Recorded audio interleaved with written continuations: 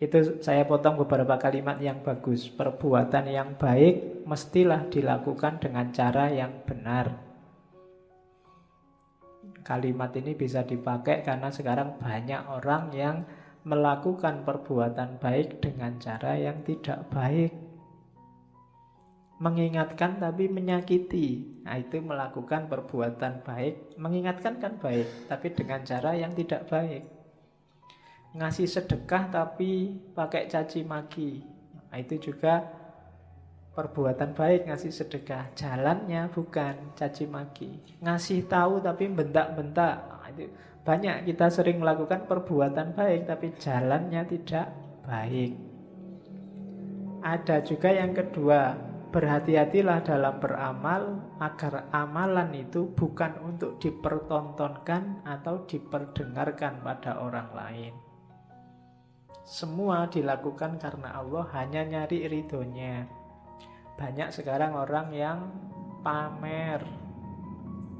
Dan alhamdulillah media massa hari ini, medsos hari ini tuh mendukung kita untuk pamer. Ya kan? Ngapain dikit aja diposting, difoto. Baru nraktir temen nih, difoto jazz. Terus semua ngasih jempol.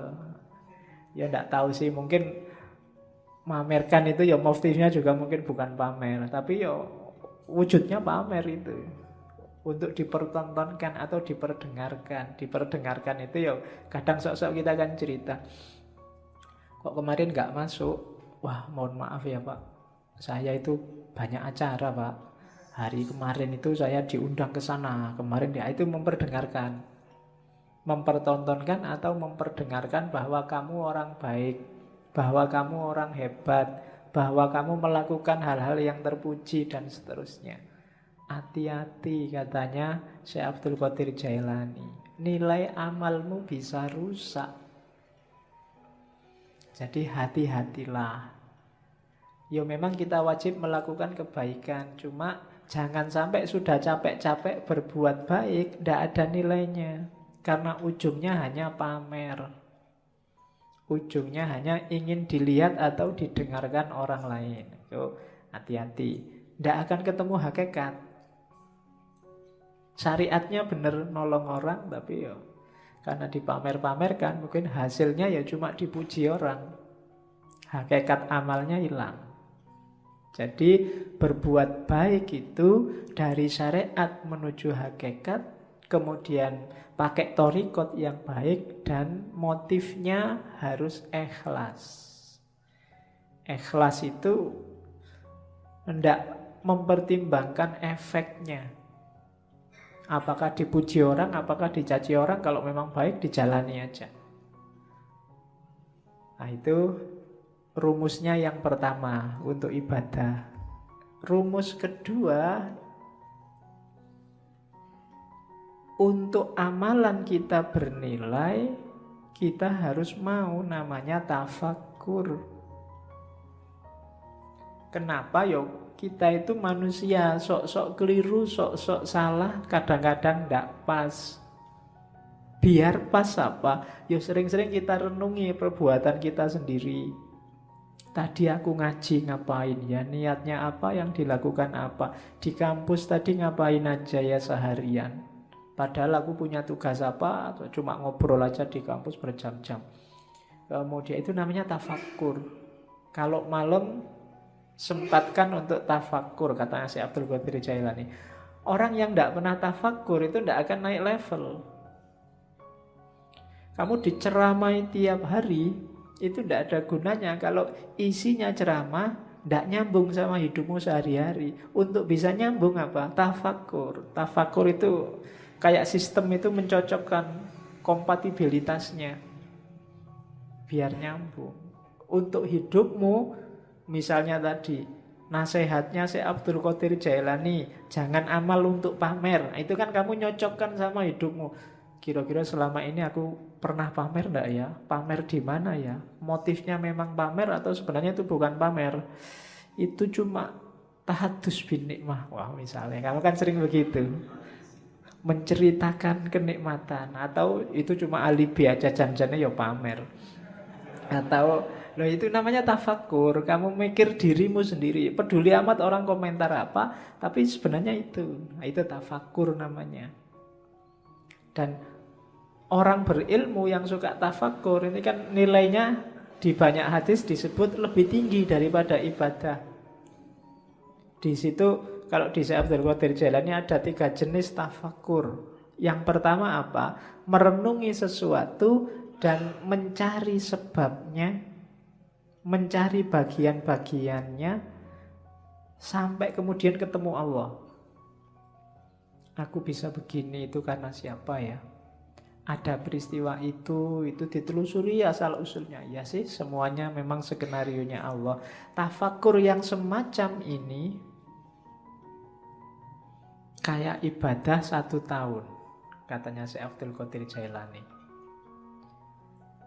Yang kedua, merenungi perbuatannya, terus mencari akarnya. Dayaku dari mana, apa saja yang aku lakukan, cocok apa enggak sama kehendaknya Allah, dan seterusnya. Nah, merenung semacam ini nilainya lebih dari 70 tahun ibadah. Padahal umur kita berapa tahun? Paling 70 tahun pas, itu kayak seumur hidup ibadah terus. Yang ketiga, merenungi hikmah kebijaksanaan ilahi dalam segala hal, bahwa apapun yang ditetapkan oleh Allah, di situ ada ilmu, ada pelajaran, ada kebaikan. Jadi renungi segala peristiwa dan temukan hikmahnya. Ini bernilai lebih dari 1000 tahun ibadah. Cuma ya jangan dihitung besarannya ya, karena kamu itu sering pakai kalkulator. Iya, wah sudah 70 tahun ibadah toh Pak. Santai Pak, berarti aku bisa ngapain aja sekarang. Kan aku sudah tafakur, kan mesti gitu. Itu sebenarnya itu simbolik, isyarat dari Syekh Abdul Qadir Jailani bahwa itu loh besarnya pahala orang tafakur. Ada yang biasa, ada yang super, ada yang istimewa kayak martabak itu. Jadi ada yang level biasa pahalanya 70, ada yang pahalanya 1 tahun, ada yang pahalanya 100 dan 1000, malahan itu 1000 tahun loh. Itu tafakur, maksudnya keutamaannya. Jangan dihitung matematikanya. Itu nanti jangan-jangan kamu korupsi, Pak. Saya korupsi 1 juta. Yang 1 juta ini tak sodakohkan 100.000. Kan nanti dapat pahala 70.000 lipat. 70.000 kali 100.000, nah, hasilnya kan lumayan 70 juta. Dosanya sama pahalanya kan nanti menang pahalanya Pak. Berarti impas kita Pak kan. Ya, itu namanya matematika. Itu yang bikin kadang-kadang para koruptor itu habis korupsi terus umroh. Ya kan? Sebelum korupsi umroh, setelah korupsi umroh. Kenapa? Karena perbuatan di antara 2 umroh ini diampuni 100%. Ya itu kamu sedang main matematika sama Gusti Allah. Emangnya Gusti Allah deso, nggak ngerti kalau buat abusi.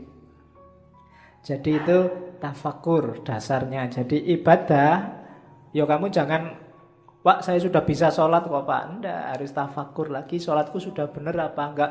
Kualitas sholatku zaman aliyah sama sekarang kira-kira semakin naik apa semakin drastis turunnya. Nah itu kan tafakur yang bisa. Ya dulu saya sholat itu lama loh, sekarang kok bisa cepet ya. Oh itu tafakur yang bisa. Kamu mikir, ini gara-gara aku semakin pinter, apa gara-gara cepet itu waktuku mepet, sibuk terus, apa gara-gara itu tafakur. Kadang-kadang kan memang semakin pinter orang sholatnya semakin cepet. Ilmunya banyak masalahnya. Dia ngerti sela-selanya mana yang cuma sunnah, mana yang mubah, mana yang wajib. Karena sholat itu kalau diambil wajib-wajibnya saja, paling takbiratul ihram, fatihah, ruku, bahkan bacaannya aja kan sunnah. Yang penting ruku, terus sujud, cepat. Jadi nggak sampai 2 menit 4 rakaat selesai. Wong apalagi diambil wajib. Apalagi Fatihahmu kan sering agak di-skip gitu kan.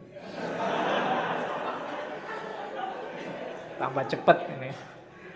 Ya kayak kamu nyetel video itu di fast forward, ada yang level 2, level 3 tambah cepet gitu. Oke. Untuk memperbaiki yang gini-gini ini kita butuh tafakur. Orang yang tidak mau menafakuri dirinya, kualitas hidupnya tidak akan naik. Yo gitu-gitu aja terus. Maka tafakur penting. Jadi rumus kedua sebelum ibadah kita harus menetapi tafakur.